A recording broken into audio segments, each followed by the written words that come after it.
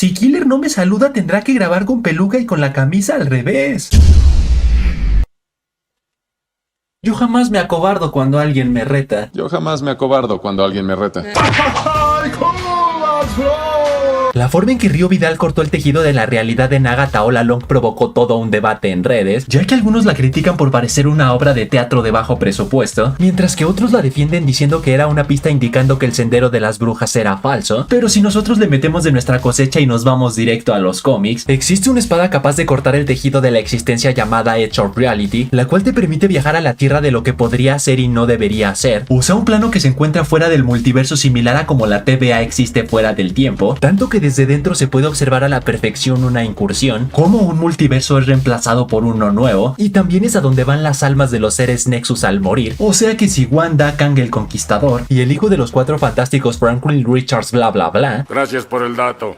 Ahora vete. Pero otra de sus características es que también te permite viajar a otras dimensiones, ya que sus cortes funcionan como portales, similar a como Clea usó su espada para abrir un portal de Tierra 616 a la dimensión oscura de Dormammu. Así que si aplicamos esa historia al UCM hay de dos. La primera es que la daga de Río Vidal también le permite abrir un portal de regreso al reino de la muerte, o en caso de que no tenga variantes sino sea única en el multiverso le permite viajar entre dimensiones. O la segunda es que es una daga común y corriente, y efectivamente esta escena solo fue con la intención de darnos una pista de que el sendero es más falso que Volver al Futuro. Así que ustedes, ¿por qué opción se van? ¿Por la A o por la B? Es una muy buena pregunta, la verdad, y no sé qué contestarte. En cuanto a Noticias Express, la cuenta oficial de Marvel anunció el lanzamiento de un nuevo cómic de 5 números para 2025, en el cual Spider-Man se enfrentará nada más y nada menos que contra Depredador. Pero como era de esperarse, no faltaron los gandallas que pusieron comentarios diciendo que este será su segundo enfrentamiento, ya que el primero fue en la obra de teatro de Romeo y Julieta donde Tom Holland se enfrentó a Depredador. Se volvió canon de golpe. Pizza Hut se la sacó como mi tío en las noches, ya que han colaborado con PlayStation 5 para lanzar una caja de pizza, pero no cualquier caja, sino una que se adapta perfecto a la consola para que por medio del calor que genera pueda mantener tu pizza caliente, la cual no está a la venta como tal, sino compartieron en un link el render con el que la puedes imprimir en 3D, por lo que si a esto le sumamos que ya existe un refrigerador de Xbox, ¿qué sigue? ¿Que Nintendo Switch lance una lavavajillas?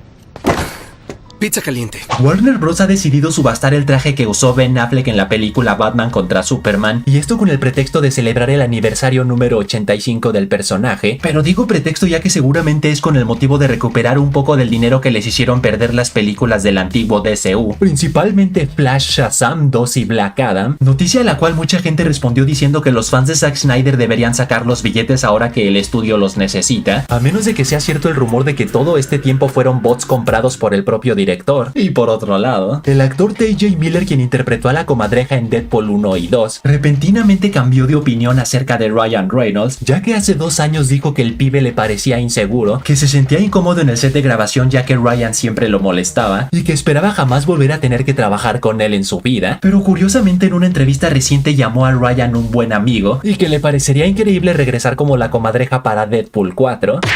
Ahora veo por dónde salió la cosa. Se dio cuenta de que Deadpool y Wolverine recaudó tremendos $1,337 millones en taquilla a nivel mundial, y que él estuvo entre los pocos miembros del elenco que no regresaron, al igual que Domino, Cable y Russell, y pues ahora quiere una rebanada de ese pastel. Así que no sé ustedes, pero para mí la ropa de T.J. Miller dice me porto bien, pero sus ojos dicen empújame los frijoles. Su ropa dice me porto bien, pero sus ojos dicen empújame los frijoles. Y por último de las Noticias Express, al igual que Disney Plus, Warner también mostró piedad para los coleccionistas de los formatos físicos, ya que anunciaron que a partir de febrero de 2025 la serie del Pingüino dejará de ser exclusiva de HBO Max, y ahora podrás obtenerla tanto en Blu-ray como en DVD, la cual es una excelente estrategia ya que durante los primeros meses obligan a los fans más acérrimos a contratar su plataforma para poder ver la serie, mientras que meses más tarde se inflan todavía más de billetes con las ventas físicas, estrategia la cual es exactamente la misma que los estudios llevan años haciendo con las películas, o sea, primero estrenándose en cines, luego meses más tarde las lanzan en formato digital, luego meses más tarde las publican en sus plataformas de streaming, luego meses más tarde las venden en formato físico, y por si eso no es suficiente, años después le venden los derechos de transmisión a las televisoras para así exprimir esas películas al máximo, como por ejemplo Mi Pobre Angelito, que sigue generando ganancias cada que la transmiten por televisión en Navidad, o Avengers Endgame, que apenas el año pasado fue transmitida en el canal 7.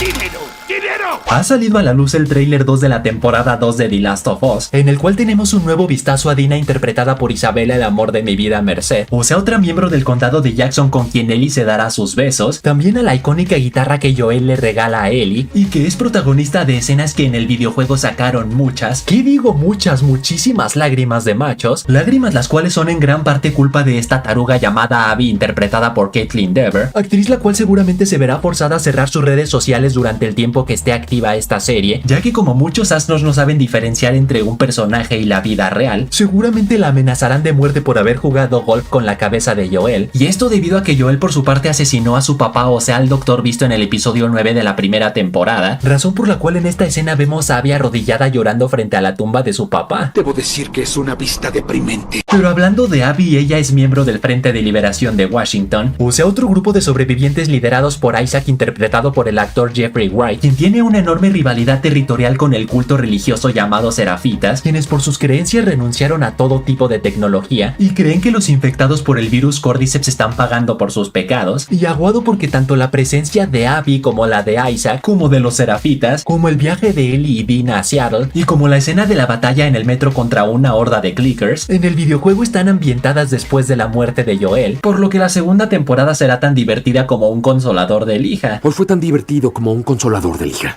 Y ahora sí, la noticia estelar. El vicepresidente de Marvel Studios y encargado de la sección Marvel Television, Brad Winderbaum, reveló en una entrevista que no descarta en absoluto una posible temporada 3 de Loki, por lo que si tomamos en cuenta que el ciclo de Loki como agente de la TVA ya terminó, más que ser una tercera temporada podría ser la serie spin-off que se viene rumoreando desde hace meses, donde supuestamente al Sylvie enterarse que la Sagrada Línea está bajo una gran amenaza, rápidamente buscará a Mobius para decirle que su gran amigo los necesita y ambos regresarán a la TVA, y como según rumores el multiverso dejará de existir después de Secret Wars, que es la razón por la que What If terminará en su tercera temporada, pero dejando el camino abierto para regresar una vez que el multiverso sea restablecido, pues sí o sí este spin-off también tendría que estrenarse en la saga del multiverso, y por lo tanto la amenaza que mencionan tendría que ser el Doctor Doom de Robert Downey Jr. El problema es que de ser cierto ese rumor, significaría que esta serie no terminará nada bien para el dios de las mentiras, ya que Doctor Doom logrará podar a todo el multiverso al vacío para crear su propia versión de Battleworld. ¡Oh, por Dios!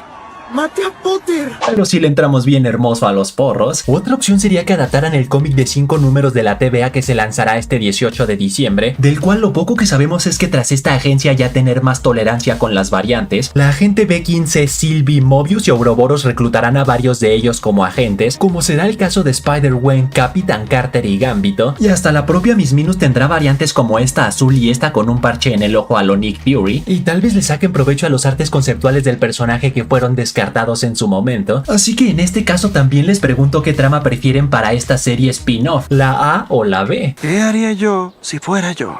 Así que hasta ahí, chavales, hasta ahí. Tú pon en los comentarios si eres Team Loki o Team Sylvie. Y recuerden que pueden seguirme en TikTok, donde publico noticias y tarugada y media. Y saludos para Alejos, Roberto Segura, Di Ferrer, Joaquín, Cueva de Raven, Miriam Vargas, El Mozo que dice, y le resume una película encuerado. Es galán.